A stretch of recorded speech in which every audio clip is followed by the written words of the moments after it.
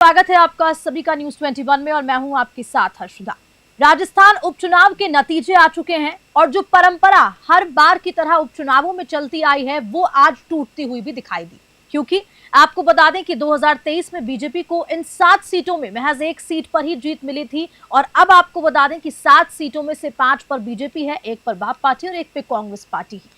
लेकिन लगातार जिस तरह से अगर हम दौसा सीट की बात करते हैं तो किरोड़ी लाल मीणा हारे और डीसी उनके जो भाई हैं जगमोहन मीणा, माफ कीजिएगा, जगमोहन मीणा को वहां से प्रत्याशी बनाया गया था और वापस से रिकाउंटिंग भी हुई। कड़ी टक्कर यहां पर देखी जा रही थी, लेकिन ज्यादा वोटों का अंतर रिकाउंटिंग के बाद नहीं देखा गया। डीसी बैरवा यहां से जीते, तो वहीं दौसा विधानसभा सीट पर कांग्रेस के डीसी बैरवा और किरोड़ी लाल मीणा के भाई जगमोहन को 2100 मतों से हराया है। रिकाउंटिंग की मांग की गई, रिकाउंटिंग हुई, लेकिन ज्यादा वोटों से अंतर नहीं आया। और तमाम सीटों का भी जिक्र करेंगे, उनकी चर्चा करेंगे और यही चर्चा करने के लिए हमारे साथ तमाम जगह से संवाददाता जुड़ गए हैं। आपको रूबरू करा देते हैं। सबसे पहले बात करेंगे 84 की, जहां से सादिक अली जुड़े हुए हैं, और रामगढ़ की बात करेंगे, प्रदीप गोयल जुड़ गए हैं, खीवसर से मोहित रांकावत, दौसा से गणेश योगी जुड़ चुके हैं। आपका बहुत बहुत स्वागत है सभी का। सबसे पहले दौसा सीट पे आते हुए गणेश, आपके पास आते हुए, रिकाउंटिंग की मांग की गई, रिकाउंटिंग करा गई, लेकिन ज्यादा वोटों से अंतर नहीं आया। जी मैडम, दौसा सीट वोट की यहाँ पर लगातार भाजपा के तमाम पदाधिकारी यहाँ पर आए और उन्होंने चुनाव को बारीकी से देखा, समझा और लगातार चुनाव मैदान में थे। और किरोड़ीलाल मीणा जो एक अपने आप में बाहुबली नेता माने जाते हैं, इनके सामने किसी भी प्रत्याशी की कहीं ना कहीं माने तो वो हार मतलब की जीत ये दर्ज करते ही है। परंतु अब की बार देखा गया कि किसी भी तरह से यहाँ पर इन्होंने जो रणनीति लगाई और जो जो जनरल वोटिंग है उसको कहीं ना कहीं ये साध नहीं पाए। और जो यहाँ से पूर्व विधायक जो शंकर शर्मा थे, उनको कहीं ना कहीं जो नाराज थे, टिकट जैसे ही टिकट फाइनल होने के बाद से ही शंकर शर्मा चुनाव मैदान में नहीं दिखे और वो लगातार यहाँ से दूरी बनाए हुए थे, तो उसी का कहीं ना कहीं खामियाजा ये भुगतना पड़ा। और जनरल वोटिंग पूरी जैसे पहले भाजपा की तरफ जनरल वोटिंग रहती थी, परंतु अब की बार कहीं ना कहीं वो टूटती दिखाई दी और टूटने के कारण बीजेपी को बड़ा भारी नुकसान झेलने को पड़ा और मात्र 2300 वोटों से हारे। साथ ही बीजेपी उम्मीदवार है, उन्होंने अपनी रिकाउंटिंग के लिए भी निर्वाचन अधिकारी से याचिका की, तो वो रिकाउंटिंग तो पूरी नहीं हो पाई, परंतु जो 10 बेटियां हैं, 10 बेटियों की दोबारा से रिकाउंटिंग हुई, परंतु किसी भी प्रकार की कोई गड़बड़ सामने नहीं आई। और जो परिणाम पहले आया था, जो रिजल्ट पहले आया था मैडम, वही रिजल्ट 10 तो रिकाउंटिंग होने के बाद ही वही रिजल्ट मैडम देखने को मिला। ठीक है गणेश, वापस से आपके पास लौटूंगी। उसके बाद रामगढ़ से रुख करेंगे प्रदीप गोयल का। प्रदीप, इमोशनल कार्ड यहाँ पर चलता हुआ दिखाई नहीं दिया। जी मैडम। प्रदीप, आवाज पहुंच पा रही है मेरी आप तक? प्रदीप, आपने शायद म्यूट कर रखा है खुद को, म्यूट कर रखा है शायद खुद को। प्रदीप, आवाज पहुंच पा रही है?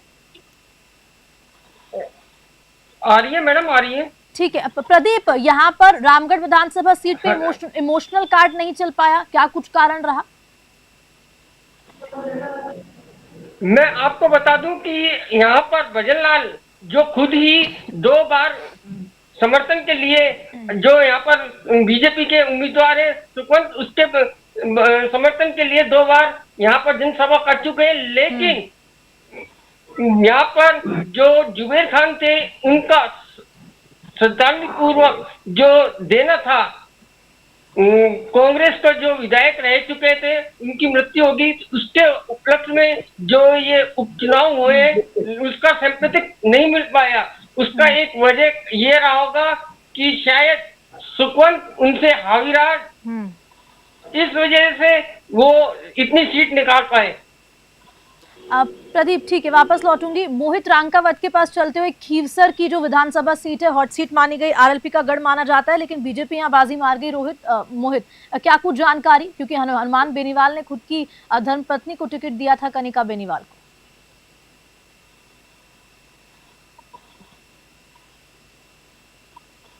मोहित, आवाज आ रही है मेरी?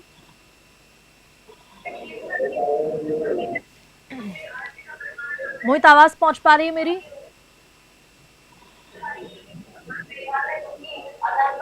ठीक है, मोहित तक शायद आवाज नहीं पहुंच पा रही है मेरी। सादिक अली के पास चलेंगे 84, जहां पर बाप पार्टी का वर्चस्व दिखाई दिया। सादिक, क्या कुछ जानकारी, जिस तरह से आज मतगणना हुई, तमाम तरीके की बयानबाजी भी देखी गई, लेकिन एक बार बाप पार्टी अनिल कटारा यहाँ पर जीतते हुए नजर आए।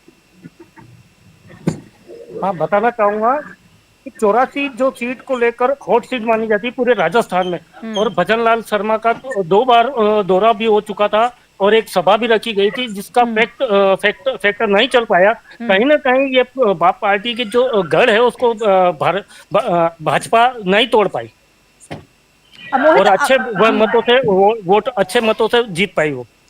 ठीक है मोहित, मेरी आवाज पहुंच पा रही है आप तक? ठीक है, मोहित के पास आवाज नहीं पहुंच पा रही है। अब प्रदीप जी, आपके पास आवाज पहुंच पा रही है? हाँ, पहुंच रही है मैडम। ठीक है।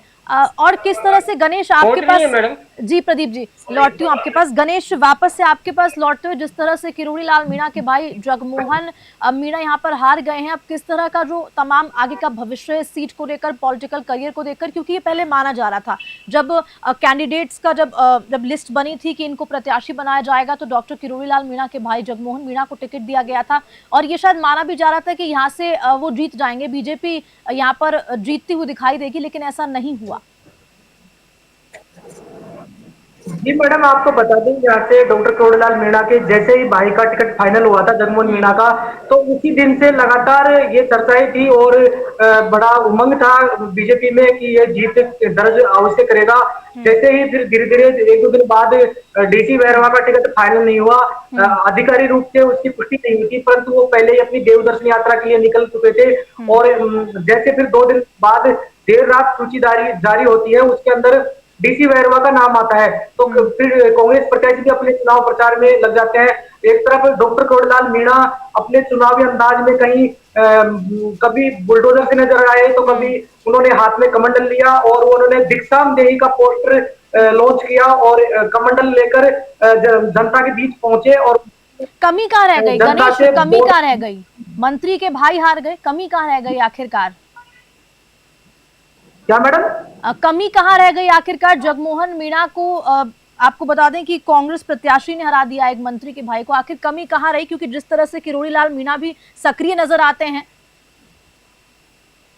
बिल्कुल मैडम, हार का मुख्य कारण अगर माने तो ये हो सकता है कि जैसे जनरल वोटिंग है वो जगमोहन मीणा का टिकट फाइनल होने के बाद से ही नाराज दिख रही थी, और जो पूर्व विधायक यहाँ से और पूर्व विधायक और जो पूर्व प्रत्याशी शंकर शर्मा थे, वो भी चुनावी मैदान में कहीं पे भी नजर नहीं आए और वो लगातार चुनावी से मैदान से बाहर थे। और कहीं ना कहीं जनरल वोटिंग में नाराजगी देखने को मिल रही थी, भाजपा के प्रति उनका रुझान कम था। इस वोटिंग में जो कैंडिडेट उतारने के कारण जो जनरल सीट थी, जनरल सीट पर यहाँ पर एसटी उम्मीदवार उतारने के कारण मैडम यहाँ पर कहीं ना कहीं बीजेपी से जो जनरल वोटिंग है वो दूर जाती हुई दिखाई दे रही थी। इसको मनाने के लिए यहाँ पर भजनलाल शर्मा भी 2 बार दौसा की धरती पर आए। उन्होंने एक बार रोड शो किया और एक बार नामांकन रैली में भी वो नामांकन सभा को भी उन्होंने संबोधित किया, परंतु फिर भी जनरल वोटिंग है जो उनकी तरफ आकर्षित नहीं हुई। और जो पूर्व विधायक जो शंकर शर्मा थे, उनकी नाराजगी पूर्णतया जाहिर आखिर चुनाव के दौरान तक उनकी नाराजगी थी। उसी को देखते हुए मैडम ये खामियाजा बीजेपी को भुगतना पड़ा और कहीं न कहीं माने तो डॉक्टर किरोड़ीलाल मीणा की जो प्रतिष्ठा है वो दांव पे लग गई है। और इससे बड़ा देखने को मिलेगा कि उनकी सरकार के अंदर जो पकड़ है, जो पैठ है, वो किस तरह से बनी रहती है, क्योंकि यह चुनाव उनका अपने भाई के प्रति बहुत ही संवेदनशील और बहुत ही अहम माना जाता था। एक और भाई भतीजावाद का भी उन पर आरोप लग रहा था कि लगातार जैसे उनके परिवारवाद की बात करती है बीजेपी की, परिवारवाद को टिकट नहीं देंगे, तो जैसे ही किरोड़ीलाल मीणा के भाई गया, पहले गोलमा मंत्री रही, किरोड़ीलाल मीणा खुद मंत्री रह लिए, तो इसको लेकर भी कहीं ना कहीं जनता की नाराजगी थी, जो मैडम चुनाव के दौरान वो देखने को भी मिली। और मुख्य इसकी जैसे भूमिका रही, तो कहीं ना कहीं जनरल वोट पूर्ण रूप से बीजेपी से नाराज थे, जिससे कि पूरे वोट बीजेपी को नहीं मिलने के कारण भाजपा को आज हार का सामना करना पड़ा। जी मैडम। सादिक, आपके पास आते हुए 84 विधानसभा सीट पे देखिए लगातार से जब हम पहले भी चर्चा करते थे तो त्रिकोणीय मुकाबला देखा जा रहा था और ये माना जाता कि बाप पार्टी यहाँ से जीत जाएगी। लेकिन अगर हम पिछले 2023 का अगर चुनाव देखते हैं, हम अगर 2018 का देखते हैं, 2013 का चुनाव देखते हैं, तो चाहे वो वोट परसेंट हो और चाहे वो जीत हार का अंतर हो, जो काउंटिंग ऑफ वोट्स होता है उसमें काफी अंतर देखा जा रहा है। आखिरकार किस तरह के समीकरण इस बार 84 विधानसभा सीट पर देखने को मिले? बताना चाहूंगा, कहीं ना कहीं ये परसेंटेज जो कम पड़ा है वो कहीं ना कहीं भारत आदिवासी पार्टी के जो अंदरूनी चोट है उसको लेकर हुआ है। कहीं ना कहीं ये भारत आदिवासी पार्टी में गुटबाजी चल रही थी उसको लेकर हुआ है। और इसका जो परसेंटेज है वो राजकुमार रोत का जो परसेंटेज था उससे कहीं डाउन गया। और कारीलाल नंदुमा ने परसेंटेज भाजपा का जो बढ़ाया वो बहुत सोचने वाली बात हो जाती है भारत आदिवासी पार्टी के लिए। माफ कीजिएगा, बिल्कुल सादिक। और प्रदीप, देखिए रामगढ़ में हमने देखा था पहले भी कि इमोशनल कार्ड नहीं चल पाया, कमी कहाँ कुछ रही, क्योंकि ये पहले से माना जा रहा था कि भाई जुबेर खान को उनका निधन हुआ तो उनके परिवारजनों में से किसी को टिकट दे दिया गया, तो यहाँ से जीतना उनका तय माना जा रहा था। और सबसे बड़ी बात कांग्रेस पार्टी के लिए, क्योंकि उपचुनावों में लगातार देखा जाता है कि उनके पक्ष में उपचुनावों के जो नतीजे होते हैं, जो परिणाम होते हैं वो आते हैं। लेकिन यहाँ पर तो जो कांग्रेस का गढ़, अगर हम झुंझुनू की भी बात करते हैं तो वहां पर भी देखिए बीजेपी नजर आई। मैं आपको ये बता दूं कि यहाँ पर जो कांग्रेस का जातिवाद का जो समीकरण था वो बिल्कुल फेल हो चुका था, क्योंकि यहाँ पर वोट जो पड़े थे पिछली बार से अपेक्षा 2% ज्यादा पड़े होते और यही कारण था कि वोट परसेंट ज्यादा बढ़े और जो हिंदू मुस्लिम का जो कार्ड था वो फेल हो चुका था। यहाँ पर सभी धर्मों के ने बीजेपी को एक तरफ वोट दिया, जिसकी वजह से वो इतने वोट ले पाए और यहाँ पर अपनी बीजेपी ने साख बचा ली। प्रदीप, गणेश, क्या कुछ लगता है इस बार के, सबसे एक एक कमेंट लेंगे इस पे, इस बार के गणेश उपचुनावों को देखकर, क्योंकि तस्वीर बिल्कुल उलट थी। तस्वीर अगर हम परंपरा देखें तो परंपरा टूटती नजर आई और तस्वीर बिल्कुल अलग नजर आई। आगे की तस्वीर किस तरह की होगी राजस्थान विधानसभा को लेकर, राजस्थान को लेकर? क्योंकि बीजेपी ऑफिस में तमाम तरीके की जश्न और तमाम तरीके की खुशियां देखने को मिल रही हैं आज, चाहे वो हम राजस्थान की बात कर लें, महाराष्ट्र की बात कर लें, उत्तर प्रदेश की बात कर लें, उपचुनावों को लेकर भी नतीजे आ गए।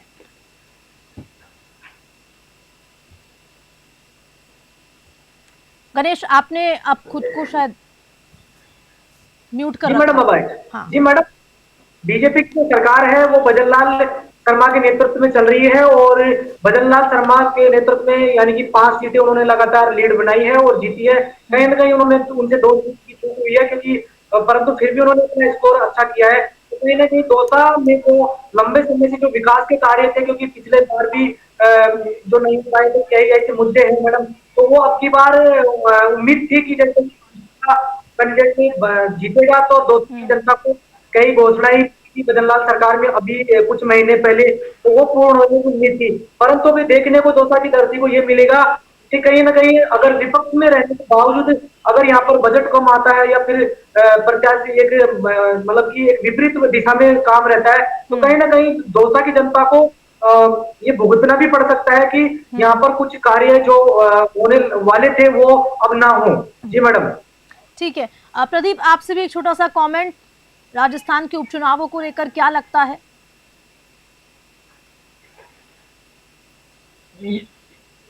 लगता यही है कि अब नौगांव रामगढ़ की सीट जो इन्होंने बीजेपी को सौंपी है, अब आगे देखना होगा जनता के प्रति ये कितना अपना जो वादे किए हैं जनता के बीच में जाके वो कितना वादे को निभाते हैं और जनता को अपनी ओर उस वादे पर अमल रखना चाहते हैं और अपने जो वादे किए हैं सुखवंत सिंह ने बीजेपी से जो उम्मीदवार है वो कितने खरे उतरते हैं, ये आगे आने वाले समय बताएगा।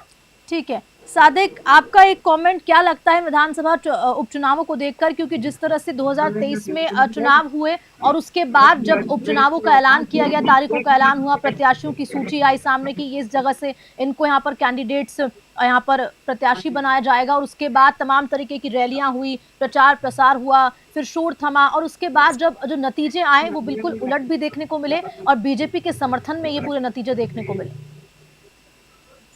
बताना चाहूंगा जिस तरह से जो उपचुनाव के रिजल्ट आए, कहीं ना कहीं भारत आदिवासी पार्टी को ये सोचना चाहिए कि जिन जो जो परसेंटेज था, राजकुमार 70,000 वोटों से जो हमेशा जीता, पहले भी जीता, और अभी जो उसका परसेंटेज जो डाउन हुआ, उसको ये देखा जाता है कि कहीं ना कहीं राजकुमार रोध की पार्टी को लोकप्रियता कहीं ना कहीं खत्म हो रही है। और भारत आदिवासी भारत बीजेपी में कहीं ना कहीं लोगों का उत्साह बढ़ता हुआ नजर आ रहा है। उससे परसेंटेज जो बढ़ रहा है, कहीं ना कहीं ये माना जा रहा है कि भजन लाल शर्मा के जिस तरह के दौरे हुए उसका कई इफेक्ट सामने आया है। ठीक है, बहुत शुक्रिया सादिक, बहुत शुक्रिया प्रदीप। मोहित जी, आपकी आवाज पहुंच नहीं पा रही थी। गणेश जी, बहुत बहुत शुक्रिया। आप चारों का बहुत शुक्रिया हमारे साथ इस चर्चा में शामिल होने के लिए। तो आप सभी को बता दें कि राजस्थान उपचुनावों के नतीजे आ चुके हैं। 7 में से 5 सीटों पर आपको बता दें बीजेपी, और 1 पर कांग्रेस पार्टी, 1 पर बाप पार्टी आगे हुई है। अब आगे की तस्वीर भी तय की जाएगी, और साथ साथ अब अगर उपचुनाव के बाद राजस्थान विधानसभा सीटों के जो समीकरण है, जो गणित है, उसकी बात की जाए तो आपको बताया तो 200 विधानसभा सीटें, जिसमें से 119 पे बीजेपी अब काबिज हो चुकी है, 66 पर कांग्रेस है, 8 पे निर्दलीय, 4 पे बाप पार्टी, 2 पे बीएसपी और 1 पे आरएलडी। तो ये गणित अब तय करेगी आगे राजस्थान की सियासत किस तरह होगी। लेकिन जिस तरह से कांग्रेस पार्टी को बड़ा झटका, चाहे हम तमाम जो सीटों की बात करें किस तरह से, हालांकि बहुत ज्यादा मतों से किन्हीं सीटों पर नहीं हारे हैं, लेकिन बीजेपी को जो समर्थन मिलता हुआ इस उपचुनाव में दिखाई दिया, ये आगे की तस्वीर भी तय करेगा। और लगातार अगर हम बाकी उपचुनावों की भी बात करते हैं, जो सुबह से आपको न्यूज़ 21 पल पल का अपडेट दे रहा है, चाहे वो हम उत्तर प्रदेश के उपचुनावों की बात करें, महाराष्ट्र विधानसभा चुनाव, झारखंड चुनावों की बात करें, बीजेपी के समर्थन में ये सारे चुनाव दिखाई दिए। और एक अलग सी आज एक ऊर्जा तमाम भाजपा के वरिष्ठ नेताओं में, कार्यकर्ताओं में नजर आ रही है। और आगे की तस्वीर भी, चाहे वो भारत की हो, चाहे वो अलग अलग राज्यों की हो, वो इन सब नतीजों पर तय हो।